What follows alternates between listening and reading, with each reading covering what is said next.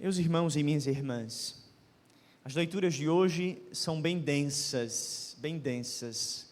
Merecia, de fato, só a primeira leitura, uma meditação parte por parte, parte por parte. Vou tentar resumir, obviamente, o Evangelho com a primeira leitura, para chegarmos a um itinerário interessante para nós neste período da Quaresma. Primeiro elemento, Jeremias perseguido por aqueles que não queriam ouvir a sua pregação, ele se sente triste, incomodado com aquilo. Na leitura de ontem, ele rezava ao Senhor para que Deus pudesse dar a eles a conversão, pudesse dar a mudança de vida. Jeremias decepcionado com aqueles que ele está pregando, chamando a conversão, e não escutam, ele chegará à conclusão: maldito homem que confia no outro homem. Maldito homem que põe a sua confiança em sua própria carne. É interessante a forma que as Sagradas Escrituras vai utilizar para falar. Porque aqui, meus irmãos, maldito o homem que confia em outro homem, já põe o próprio Isaías como um homem que não pode confiar em si mesmo. Portanto, o que é essa expressão de Isaías? Jeremias. O que é que Jeremias está querendo dizer com isso? Jeremias está querendo dizer que nós não podemos alicerçar a nossa vida sobre nós mesmos, porque nós somos fracos, falhos, passageiros, pó. Nós não podemos colocar a nossa confiança, a nossa esperança em nós mesmos. E aqui, meus irmãos, é interessante, porque na nossa vida acontece muito isso. Muito. Quando a gente cai na real, às vezes já é tempo demais que a gente já está vivendo naquilo. Por exemplo, acontece muito isso. A pessoa está na igreja, entrou, está aqui dentro, está com a gente, reza, se confessa, participa de missa, tal, faz aquilo outro, papapá, beleza, ok. Entrou na igreja, mas não entrou dentro de si ainda. Ainda não se reconheceu, ainda não reconheceu que ainda está preso aos esquemas, ao racionalismo, ao jeitinho, à minha maneira, à minha forma. O que é tudo isso? Orgulho. O que é tudo isso? Autossuficiência. O que é tudo isso? Alicerçar a vida em si mesmo. É colocar a confiança em si mesmo, ou nos bens, ou nas pessoas. Jeremias vai dizer: maldito homem que confia no próprio homem. Meus irmãos, o salmo de hoje, o salmo da antífona de entrada, deve ser a nossa oração. O salmista, no Salmo 136, vai se dirigir a Deus dizendo assim: provai, pedindo a Deus provação, provai e examinai meu coração, Senhor. Provai e examinai meu coração. Por quê? Por que provar e examinar o coração? Porque às vezes a gente não se dá conta do que a gente está vivendo. Não se dá conta de que a gente está fazendo, por exemplo, tipos de escravidão. A escravidão das coisas, a escravidão afetiva, a escravidão intelectual, a escravidão dos esquemas, a escravidão, do perfeccionismo. Tudo isso é o quê? É autoconfiança em si mesmo. Uma vez, não sendo capaz de confiar em Deus, não é capaz, portanto, de confiar, no mínimo que seja necessário, numa pessoa. E aí precisa ter tudo do meu jeitinho, da minha forma. Se a redoma quebrar, acabou-se. Tudo vai, parece que de água abaixo. E isso, meus irmãos, é algo que pode estar na nossa relação com Deus também.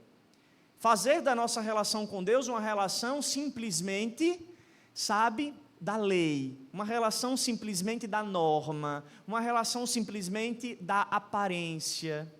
E por isso o pobre Lázaro e o rico são um exemplo para nós. O rico é o quê? É o homem que confia em si mesmo, é o homem que não alicerçou a sua vida em Deus. É interessante notar que o Evangelho vai colocar alguns destaques para o rico. O rico era quem? Primeiro, ele vestia uma veste de púrpura. No Antigo Testamento, só vestia púrpura os reis. Então, a veste dele era de púrpura. Depois, ele era tão rico que ele dava festas todos os dias. Mas não é qualquer festa, ele dava festas esplêndidas. Você já fez festa em casa e chamou gente? É um gasto, né? Não é assim, né? É um gasto danado. Imagina você dar todo dia e chamar gente. O quanto aquele homem era rico. Mas a riqueza daquele homem o cegou. E é isso que a autossuficiência faz na gente.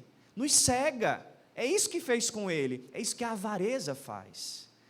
A gente acaba olhando tanto para a gente mesmo, confiando tanto na gente mesmo, alicerçando tanto a nossa vida em uma ideia perfeitinha sobre o mundo, que, na verdade, a gente não é capaz de olhar para quem está à nossa porta, à nossa frente, ao nosso lado.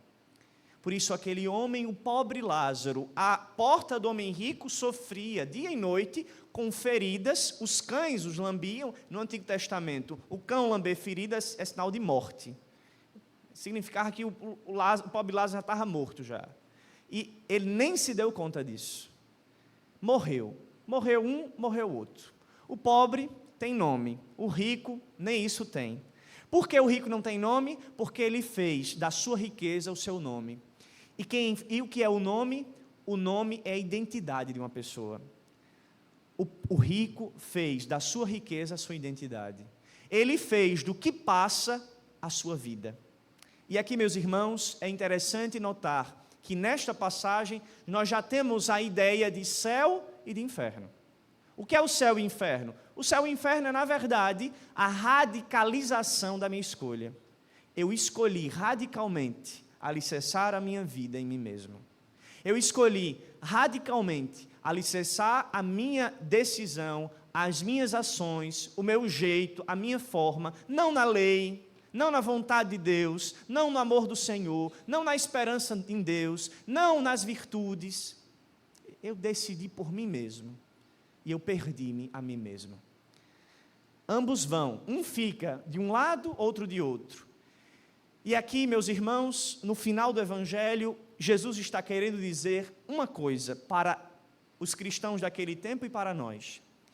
O pobre está do lado de Abraão e o rico do outro lado, sofrendo com fogo, com tormentos.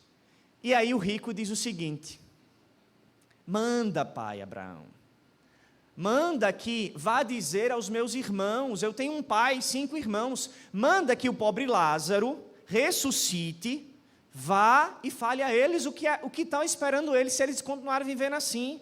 Se continuar vivendo do jeito que quer, da forma que quer, alicerçando a vida nos bens, nas coisas, vai lá, avisa. Aí Jesus diz no final o seguinte: ora, se eles não são capazes de ouvir quem está vivo, imagina quem está morto e ressuscitou.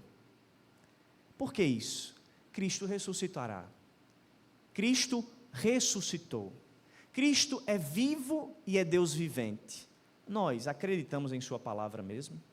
Ou ainda temos colocado a nossa confiança em nós mesmos? Meus irmãos, a quaresma é um desafio enorme e é difícil olhar para a gente mesmo. É difícil encarar a nós mesmos. Dói.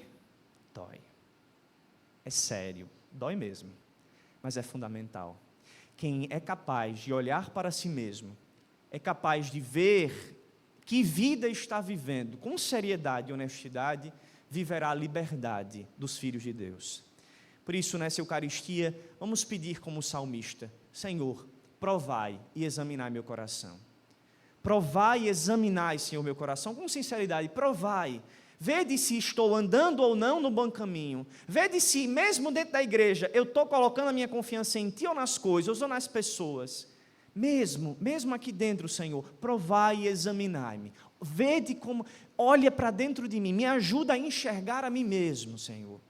Vê se eu estou fazendo como o rico, que não é capaz de olhar quem está do lado. Senhor, me ajuda a compreender se eu estou vivendo do Teu amor ou estou vivendo das minhas regras e das minhas leis.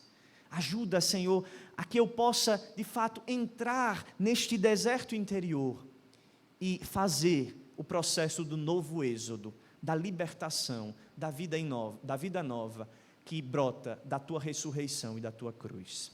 Assim seja. Amém.